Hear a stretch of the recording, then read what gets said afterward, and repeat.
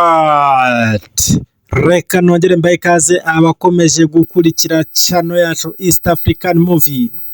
Dukomereje ku gice cyacu cya munani aho tubona umuhungu wacu Clem ari kumwe na wa mukobwa we w'igini witwa Zinduna. Ese uyu Zinduna arabubwira gute? Byatangiye amubwira ko ntago nabuze uko nakora ikintu kibi ku buzima bwawe, ariko kubera ukuntu ngukunda narakuretse kugira ngo ukomeze kubaho, ariko ndagira ngo umbwire nimba uri kumwe nanjye cyangwa se utazamfasha. Umuhungu yariyumviriye maze arangije aramubwira ngo nta kibazo nzagufasha, ariko umbwire ukuri byagenze gute kugira ngo ube uri muri ubu buzima. Ku rundi ruhande urabona ko tugeze mu rugo kwa Clem. Hari umukobwa waje gukomanga aza atira icyuma, aje atira icyuma. Clem yarasohotse baramubwira ngo nazane icyuma. Uwazanye icyuma ni wa mukobwa. Ese byaje kugenda gute? Urabona ko rwose umuhungu wacu yahiye ubwoba, ari gutitira ntabyumva, ariko abandi ntago bari kubasha kubona uwo mukobwa, bari kubona rwose ari wa muhungu Clem. Yamaze kwihinduranya. Bite ufite ikihe kibazo?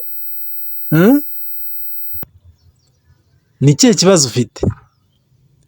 Umukobwa wacu bamuhereje icyuma aca harigendera. Brother, ni ikihe kibazo ufite? Ntabwo mbyumva. Harabura iki? Ko mbona utari hano bimeze bite? Ndeka abana, nta kibazo gihari.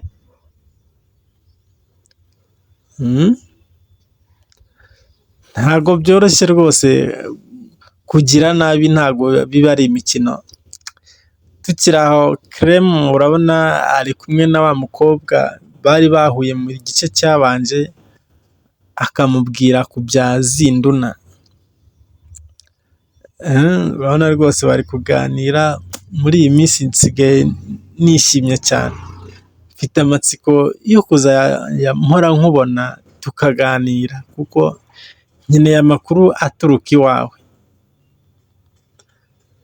Ukeneye ayo makuru? Mbwira, ni iki ushaka kumenya? Okay, ntagutindiye reka nkubaze.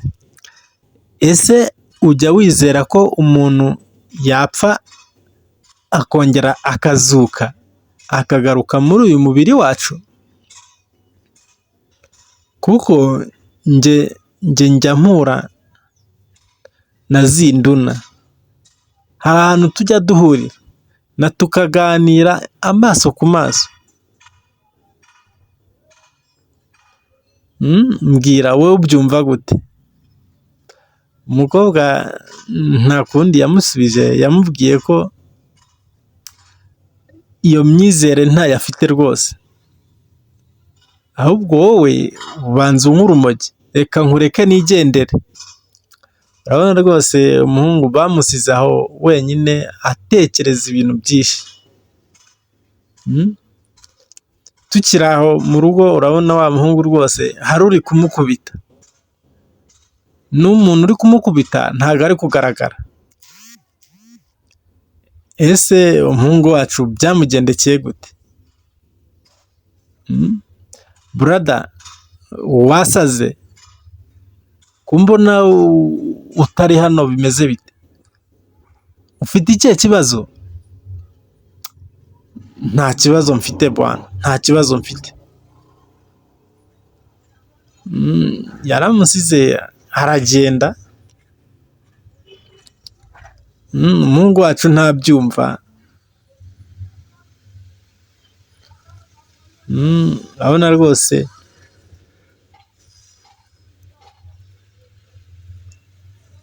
yagiye kuganiriza mushuti we uko byagenze, arangije amubwira byose nta na kimwe amukinze. Njye rwose ndabona nkwiye kubwira burada wanjye ukuri kose, kuko aho bigeze ndabona ubuzima bwanjye buri mu kaga, ntabwo byoroshye. Ngo buri mu kaga? Buri mu kaga. Nsigaye mbona wa mukobwa buri munsi, hari umuntu uza akankubita, nsigaye mubona mu nzozi buri munsi.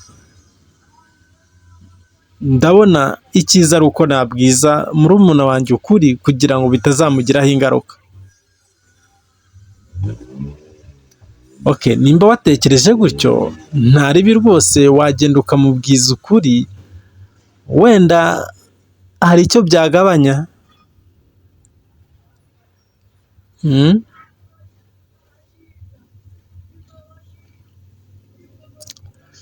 Urabona rwose hari aho bari bicaye,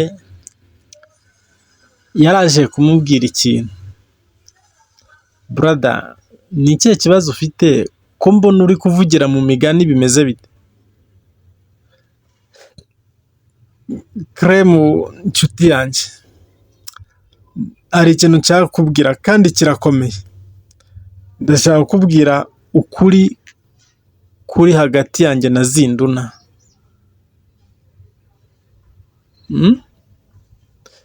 Ntuze gucikwa n'igice cya 9. Ese yaje kumubwiza ukuri? Byagenze gute? Komeza udukurikire kuri channel yacu East African Movie. Naho mu kanya. Ciao ciao.